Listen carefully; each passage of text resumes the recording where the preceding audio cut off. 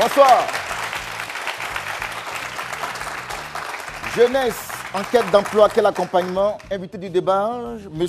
Fatogoma Diarra, chef d'agence emploi jeune Yopougon, va le recevoir, bien sûr, sous vos ovations. Voilà, il est arrivé. Bonsoir. Comment allez-vous? Bien sûr. D'accord, asseyez-vous. Modèle pour jeunes, cette semaine, Douadé Marius Gay, il est le lauréat du prix Lassana Ouattara du jeune entrepreneur émergent, fondateur de la start-up spécialisée dans la purification de l'air. Je n'ai pas dit de l'eau, mais de l'air. Voilà donc la composition de l'équipe de ce jour. Bonne arrivée et nous sommes dans Expression Jeune. Amis jeunes, applaudissez-vous très fort. Voilà. Monsieur Fatogoma Diarra, bonsoir. Bonsoir. Notre continent est confronté à de nombreux problèmes. Quelques-uns d'entre eux s'appellent pauvreté, conflits sociaux, politiques, maladies endémiques, mais surtout le chômage, le sous-emploi, bien sûr, donc des jeunes. Quelle est votre lecture de la situation? Quelle lecture on peut faire de cette situation? On dirait que la situation est un peu déplorable du fait de tous ces maux qui minent la société africaine en général. Mais je pense que les hommes politiques, les gouvernants font tout pour pouvoir apporter des solutions appropriées. Alors, tous ces jeunes qui sortent des universités, des grandes écoles, sont bien souvent sur le carreau, malheureusement, c'est le constat. Oui. On a presque envie de dire qu'ils passent plus de temps sur le carreau que dans les grandes écoles, que dans les universités. Alors, qu'est-ce que vous en dites? Qu'est-ce que j'en dis? Cette situation est due d'une part à tout ce que vous avez dit tout à l'heure en termes de causes, mais également à un certain nombre de phénomènes liés même à la recherche d'emploi. Parce qu'aujourd'hui, la recherche d'emploi est différente d'il y a plusieurs années. Au commencement de l'indépendance, nous étions dans une situation à forte capacité d'absorption des diplômés. Aujourd'hui, avec toutes les crises que nous avons connues, beaucoup d'entreprises ont fermé, certaines ont délocalisé.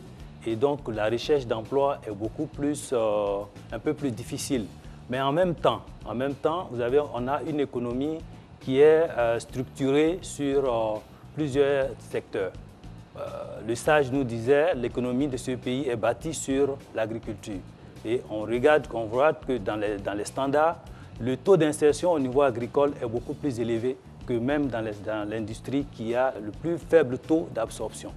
Voilà. Donc il y a ces éléments-là qui peuvent expliquer cette situation. Très bien. Alors, plus proche de nous, puisque nous parlons des jeunes, c'est notre cœur des cibles, ils sont nos priorités, on va dire ça comme ça. À ce jour, quelle est la situation exacte du jeune Ivoirien face à l'épineuse question de l'employabilité? La question, est-ce que le jeune Ivoirien travaille? Voici ma question plus clairement. Est-ce que le jeune Ivoirien travaille? Ouais. Alors, si on prend le travail dans sa définition de faire une activité... Ou alors, est-ce qu'il a du travail? Est-ce qu'il a du travail? Ouais. Oui, il y a du travail. Il a du travail. Oui. Alors, pourtant, il y a des années en arrière, notre pays était cité, on va dire, pour sa prospérité économique. Vous en parlez à l'instant, sa stabilité politique au début des années 70. Alors, qu'est-ce qui a pu se passer pour que, comme vous le disiez à l'instant, on en soit aujourd'hui à ce que nos enfants, nos jeunes, soient en train de chercher midi à 14h? Midi à 14h, déjà la première cause que tout le monde reconnaît, c'est la fin des années 70 avec la crise économique. La crise économique qui a entraîné un certain nombre de mesures, qui a entraîné des remous sociaux, politiques, sociopolitiques, militaires, avec toutes les crises que le pays a connues. Donc il y a eu une diminution d'entreprises, réduction du personnel dans certaines entreprises, délocalisation pour certaines entreprises. Vous en parlez à l'instant, oui. Voilà, avec toutes les crises qui ont traversé, qui ont réduit justement et fortement. Mais je veux dire, depuis un certain moment, il y a quand même une remontée, un certain nombre de mesures qui ont été prises en faveur des entreprises pour créer justement beaucoup plus d'opportunités en faveur des jeunes. Justement, sur la question de l'emploi des jeunes, beaucoup de réformes, comme vous le dites, sont entreprises par l'État de Côte d'Ivoire pour s'attaquer, on va dire, énergiquement, sinon de façon frontale à cette plaie que je ne veux pas baptiser d'incurable, mais c'est tout comme. Est-ce qu'on est aujourd'hui en mesure de dire que tout ce qui est mis en place aujourd'hui permet pas de maîtriser, mais au moins de canaliser la situation. Oui, bien sûr, parce que les dispositifs qui ont été mis en place pour l'insertion des jeunes comprennent une série de mesures. Vous avez 2015, la création de l'agence emploi jeune en tant que dispositif guichet unique de l'emploi d'insertion des jeunes. Ouais. Alors, donc, l'agence emploi jeune a une série de missions et dans ces missions, il y a un certain nombre de dispositifs qu'elle déploie. Déjà, l'accueil, l'orientation des jeunes, l'établissement des entretiens professionnels pour leur permettre donc de les orienter efficacement sur le marché. Il y a les formations qui font d'accompagnement aux jeunes vers l'insertion, formation aux techniques de recherche d'emploi, parce que justement, dans la question de l'insertion, la rédaction des documents administratifs de recherche d'emploi, les CV, les lettres de motivation, sont des éléments éliminatifs à plusieurs niveaux.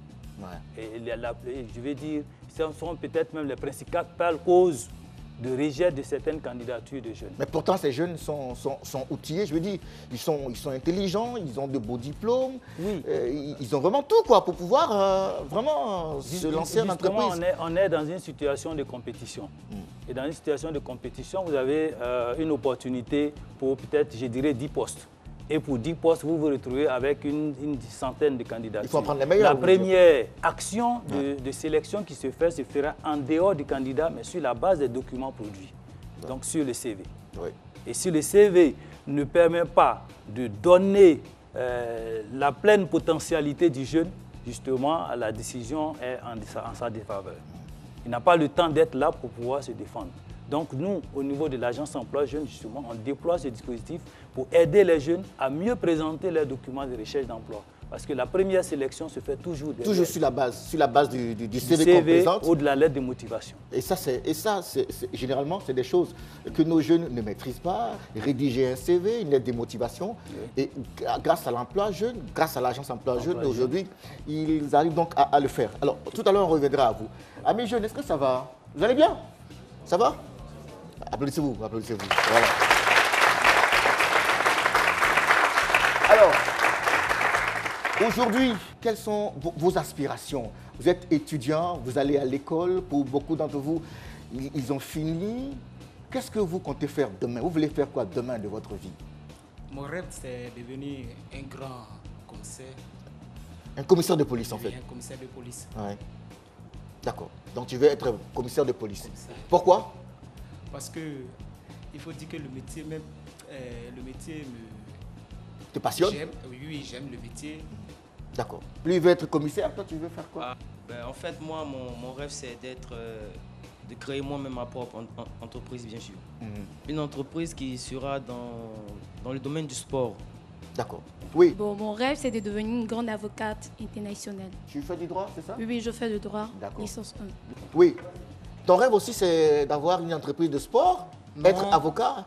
Et mon rêve d'abord même, c'est de devenir un grand expert comptable pour gérer d'abord notre nation, pour montrer aux autres comment financer demain son entreprise et avoir beaucoup d'argent sur soi-même. Alors, très bien. Cette autre question, justement, qui va nous conduire à notre micro-trottoir, le premier de cette antenne de ce jour. Quelles sont les difficultés que vous rencontrez généralement quand vous cherchez du travail? Oui. Après la sortie de l'université, lorsqu'on se tourne vers les entreprises, ils nous disent que nous devrions avoir des années d'expérience, par exemple. Comment avoir des années d'expérience si on n'est jamais embauché? On n'a jamais eu un premier emploi. Voilà. On n'a jamais été embauché. Même pour les stages, c'est très compliqué. Il faudrait qu'il y ait une intermédiation pour avoir facilement des stages. Alors, quand tu parles d'intermédiation, tu fais allusion à quoi, Regina? Il peut y avoir des universités qui permettent à leurs étudiants d'avoir des stages. D'accord. Soit ou peut-être qu'ils passent par des personnes pour avoir des stages. Je veux dire, vu que je connais le neveu de ci ou de ça, je lui permets d'avoir des stages après ses études. D'accord. Oui. Bon, à mon avis, les difficultés que les jeunes rencontrent lorsqu'ils cherchent du travail sont les difficultés au niveau du transport. Ouais. Pour aller vers les entreprises, les jeunes ont beaucoup de difficultés pour avoir le transport. Et le bus qui ne vient pas à temps, souvent le temps d'arriver à l'entreprise, l'heure fixée est déjà arrivée et ça cause beaucoup de problèmes aux jeunes. Ça, c'est à ton niveau. C'est ce que toi, tu vois. D'accord? Oui. Les jeunes sont confrontés à plusieurs difficultés. Par exemple, la corruption. Parce que lorsque des jeunes se tournent vers des entreprises, on leur demande comme ça, on voit telle somme ou telle somme pour pouvoir valider le dossier. D'accord. Oui. Eh bien, le problème que je constate, c'est d'abord, les entreprises nous ferment les portes. D'accord. Parce que tant qu'étudiant, en sortant pour chercher du travail, je me rends avec un CV bien rédigé, une lettre de motivation bien rédigée. Et arrivant à l'entreprise, le vigile me dit que c'est là qu'on dépose les demandes. Ouais. Ce qui est inconcevable. Parce que normalement, l'entreprise doit avoir un système... Un service courrier, par exemple, voilà, ou quelque chose comme ça. Justement, au dehors, pour nous recevoir, pour pouvoir déposer réellement les CV. Mais ce sont les vigiles qui reçoivent. Alors, lorsque le vigile reçoit, qu'est-ce qu'il en fait? Il en met la poubelle après. Donc, notre demande n'arrive pas jusqu'au service courrier de l'entreprise. Ouais. D'accord, ok. Alors, cette même question, nous l'avons posée à la rue. Voici ce qu'elle en pense.